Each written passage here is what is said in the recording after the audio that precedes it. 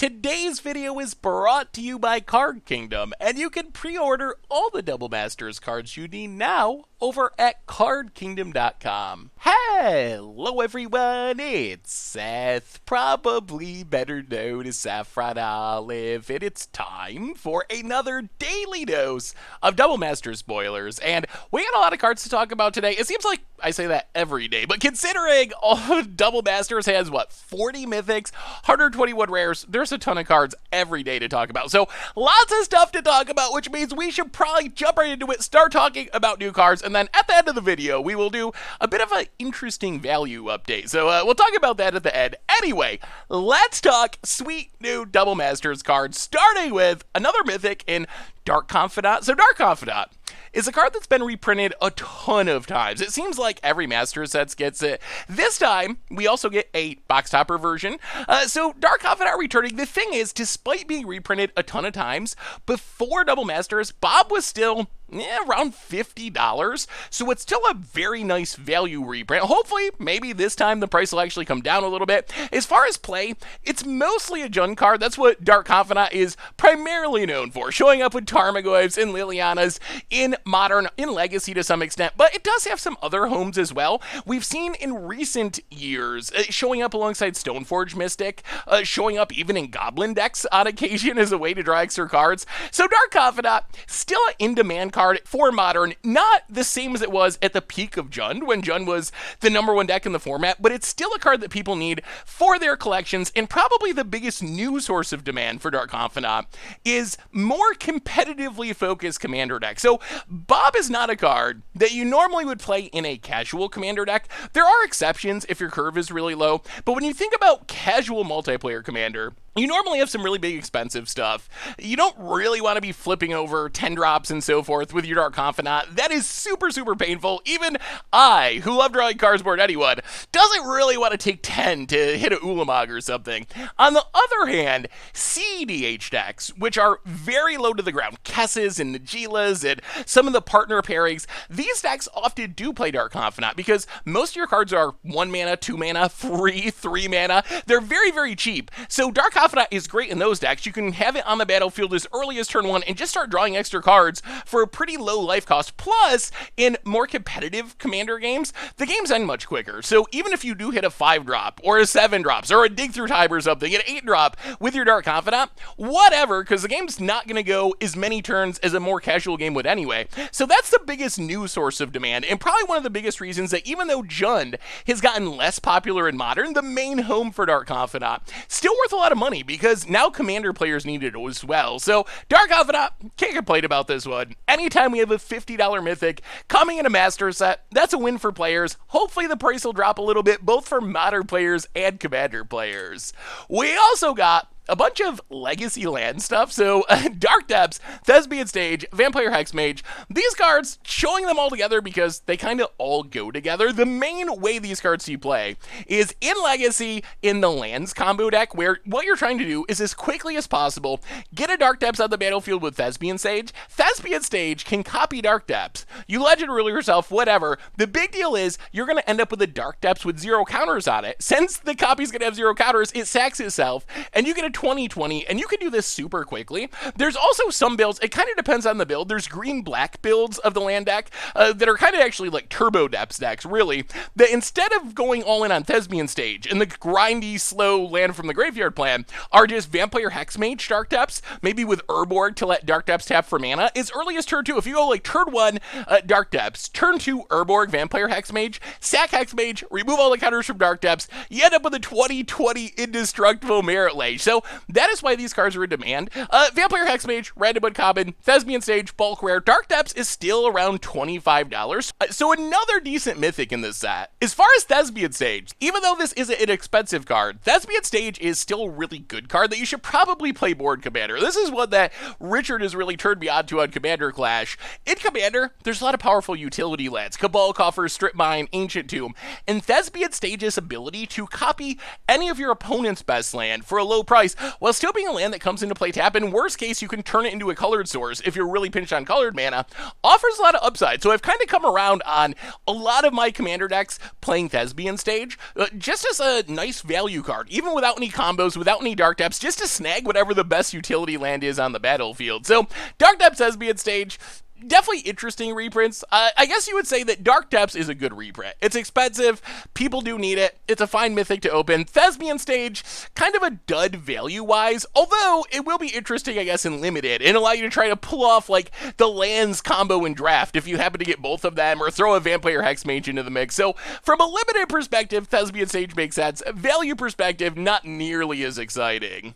We also got Skittles returning, Skitherix the Blight Dragon, and I honestly did not realize that Skitherix, before Double Masters, was up to $45. It had only been printed once, and I believe it was New Phyrexia, and it's just one of those cards that sees some commander play. It was at Mythic, it just keeps slowly climbing. So Skitherix is actually a really powerful card, and this reprinting should bring the price down a lot, because I looked at EDH Rec, it's definitely not a commander staple. It's a lower tier commander, like in the 300s as far as popularity, and then it does show up in some decks in the 99, but not a ton of them. So that means that a lot of its price is because it's low supply from being a mythic in a small set from a long time ago.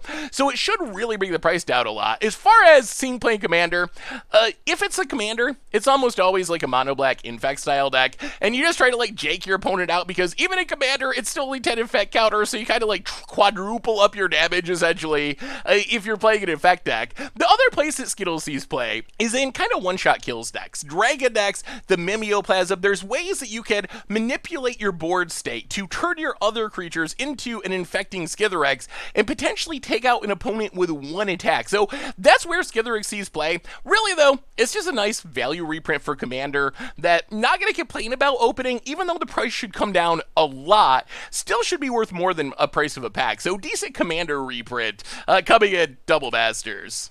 Otherwise, Council Judgement is returning. In Council's Judgement, so far we haven't seen the normal version. It is coming with a sweet box topper version, and that means there will be a normal version as well. I just haven't actually been able to find it yet, or it hasn't been previewed yet. So Council Judgement, actually a really good removal spell. 3 mana. Everyone gets to vote. Whatever gets voted on the most gets exiled. And if things are tied, they both get exiled. So Council's Judgment, the trick is, in a 2-player format like Legacy, if you vote for what you want, your opponent basically has to vote for the same thing, or else they end up losing 2 things. So you're guaranteed to get rid of whatever you want for 3 mana. More importantly, and by far the biggest reason Council Judgment sees some play in Legacy, is it doesn't actually target.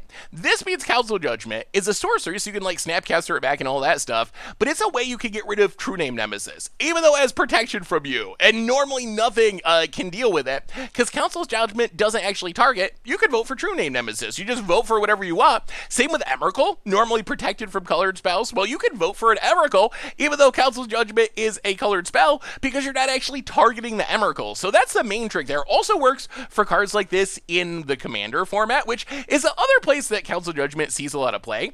In Commander, it's just a good removal spell. There's not a whole lot to say about it, other than the same trick we were just talking about, where you can get rid of hexproof things, protection things, all that kind of stuff, because it doesn't target. But Council's Judgment is just a good generic removal spell with some political implications thrown in, although in a 4-player format, there is a little bit of risk. Like, if your opponents won't work with you, you might not exile what you want. So there is some risk there, but if you can work with your opponents, play the politics game right, you could potentially get rid of the 2 best things on the table with a little bit of good voting, and even through hexproof and protective abilities, which makes it a decent removal spell in Commander too. We also got Crop Rotation. So Crop Rotation, it is a good card. It does see play in Commander, in Legacy. It's a very cheap land tutor. It puts a land directly on the battlefield. It is traditionally a common, although it's an uncommon in the set proper at Double Masters. However, it's also a box topper. So this is one of the rare, not rare box toppers. The art is definitely super sweet. Mark Poole has made some amazing box topper art for this set. So the art is spectacular. And honestly, even though I'm a little nervous about the box toppers, especially since I have not seen confirmation of how their rarity is going to work. Are they all going to be equal rarity? So your chances of getting a Jace is the same as a Crop Rotation? Or are the common rare is going to be more common, and you're going to get, I don't know, 2 crop rotations for every 1 Jace or something. So hopefully we get confirmation on that. This said, despite my concerns about the common box toppers, crop rotation, it's probably going to be worth a lot of money. The art is amazing. It is probably the best crop rotation art by a significant margin. It is super sweet, so players are going to want it, and crop rotation is a staple. We were talking about the land stack in Legacy. Some versions of lands play crop rotation because you can just sack a land, get a combo piece. Also shows up in some Cloud Post style decks where you can sack a land, get a Cloud Post. That's mostly the use of crop rotation. When you really want a specific land, crop rotation is the cheapest, most instant speed way of getting it done, which is why he's playing Commander as well, and actually a lot of decks. It's in like 10% of decks, I think, that can cast it, which qualifies it as a true staple of the Commander format. And the thing that makes crop rotation so sweet, not only can it find Cabal Coffers, or Gaia's Great, or Field of the Dead, whatever land you need most in a situation, it does it at instant speed, which opens up some cool shenanigans, like your opponent's about to reanimate something massive. You can crop rotation into Majuka Bog at instant speed, get the enter the battlefield trigger of Majuka Bog at instant speed, fizzle the reanimation spell. So even though crop rotation is a common, or an uncommon in this case, in Double Masters, I think it's actually a good box topper. I expect it to have a lot of value. Again, my only concern is how the rarity of box toppers are going to work, so hopefully Wizards confirms that in the near future so we can actually figure that out. We also got Vengevine. And Vengevine, it's a card that has seen play in various formats at various times, although one of the least exciting mythics we've seen, it actually might be the single least exciting mythic we've seen so far from Double Masters. So value-wise, currently $13, which, you know, that's not horrible. It's definitely low end for a Double Masters mythic, but it's not like a Tree of Redemption or something. So the criticism doesn't come from that. On the other hand, it's definitely not a valuable mythic for a $15 booster pack. And Vengevine has just been reprinted a million times recently. It was in Ultimate Masters. It came with Ultimate Masters box topper, which actually looks a lot like the box toppers that we're getting with Double Masters. So we already got like a box topper type version. We got the promo, I believe was the GP promo. We have the original printing. So there's a bunch of different versions of Vengevine, and they've all come fairly recently, which has really dropped the price down. So I think in that sense, it's a little less exciting. On the other hand, it does still see play. It's part of one of the best decks in Vintage right now, the Hogak deck. So it's very strong there. It sees play in Legacy Hogak. It sees play in Modern, in like Crabvine decks where you're using Hedron Crab to stack your graveyard with Vengevines. So it does see play. $13 is still semi-valuable, even though it's been reprinted a lot of times. If there's good news financially about Vengevine, just take a look at its price history.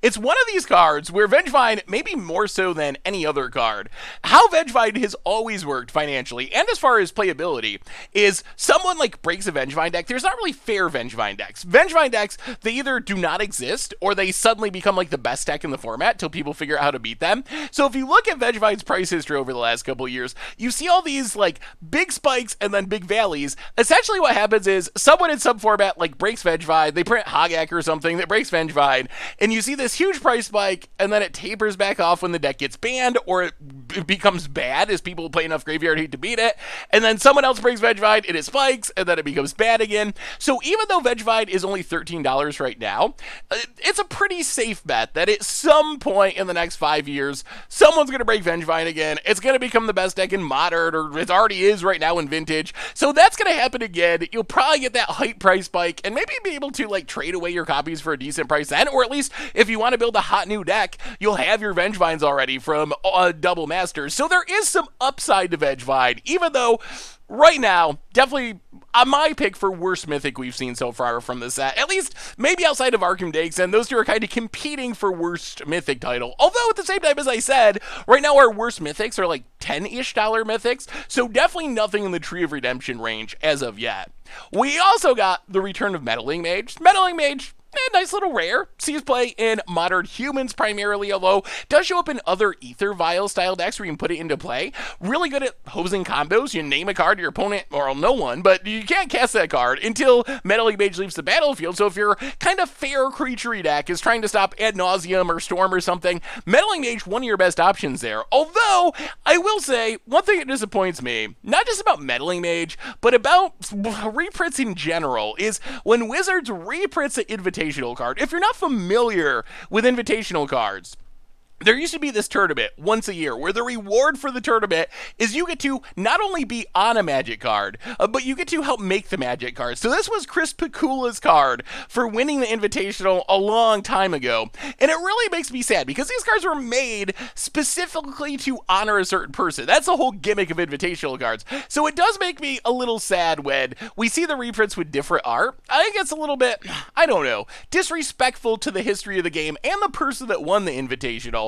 So even though I'm not going to complain about Meddling Mage being reprinted, it's like $4 or $5, whatever, like a fine low-end rare for the set. Not bulk, better than bulk. I will complain a little bit about Invitational cards showing up with new art because to me it feels a little bit disrespectful. But yeah, let me know what you think. Maybe it's not something I should care about. Let me know what you think in the comments. Also, after I finished recording my little Meddling Mage thing and complaining about Invitational cards, we found out that there is also a box topper of Meddling Mage, and the art is sweet.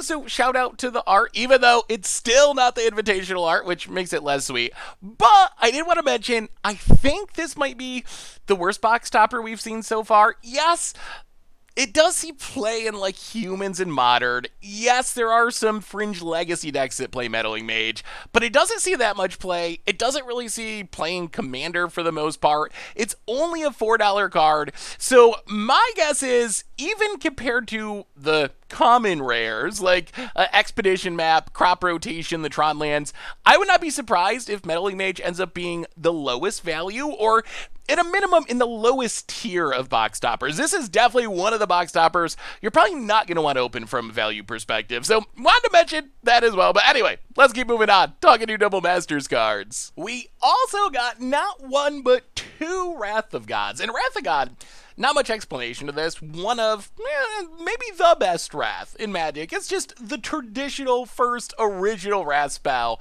Destroying everything, can't be regenerated.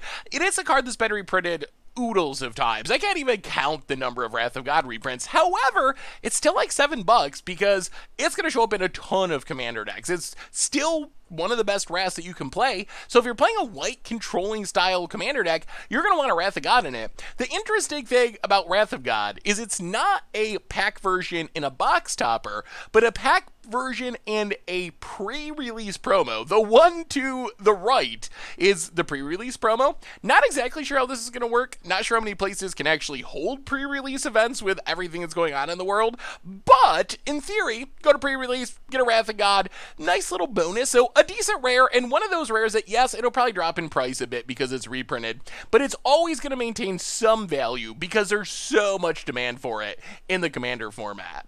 As far as low rarity stuff, the big one today, Path to Exile, still worth like $4, even though it gets reprinted all the time. Staple of Commander, Modern, you name it, it's going to see play in it. Thirst for Knowledge also has a little bit of value and is a decent card draw spell for an artifact deck. Bulk rare-wise, mostly Doom Necromancer. That's been the disappointing rare of the day. So not a ton bulk rare-wise, but we'll see. I'm sure more will be coming in the future.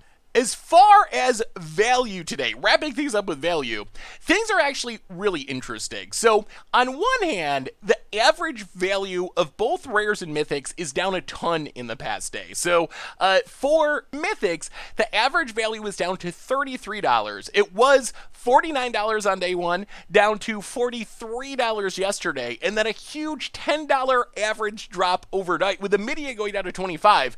However, there's good news here.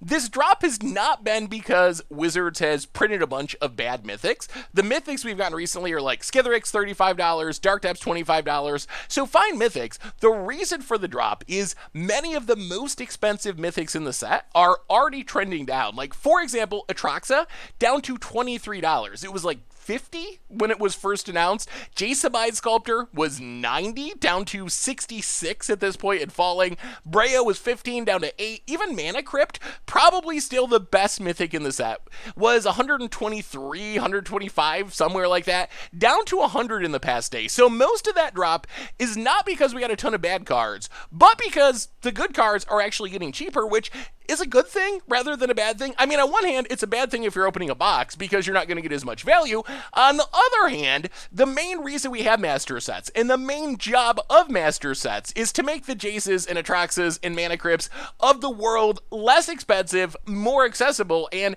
even though we're only in day 3 of spoiler season, we're already seeing the set start to do its job. The same is mostly true of rares.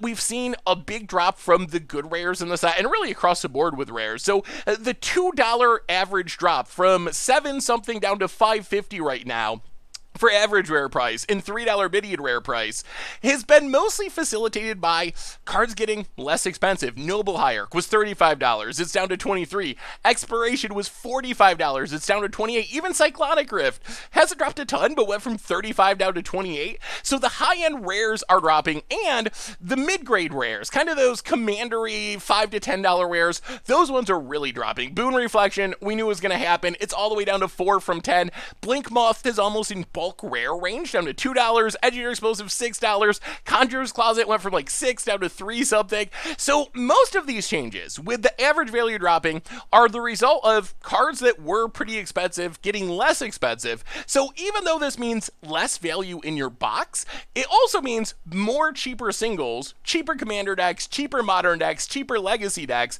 which again is exactly what we're rooting for and hoping to happen with a set like Double Masters. We want to see these price declines, and they're already starting to take place even this early in spoiler season. So anyway, that's been our daily Double Masters spoilers for today. What do you think? What do you think about the price drops? What are you going to pick up now that they're getting cheaper? What do you think about the new cards? Skitherix, Dark Depths, all that stuff, Wrath of God, the promo printing? Let me know in the comments. Thanks so much for watching. I hope you all enjoyed it, and I will talk to you soon. Thanks for watching the video. If you enjoyed it, help us out by clicking that like button down below. And to keep up on all the latest and greatest, click that subscribe button. And don't forget to hit that bell icon to get alerts whenever we have new videos. And if you want to, check out some of our other sweet videos here and here.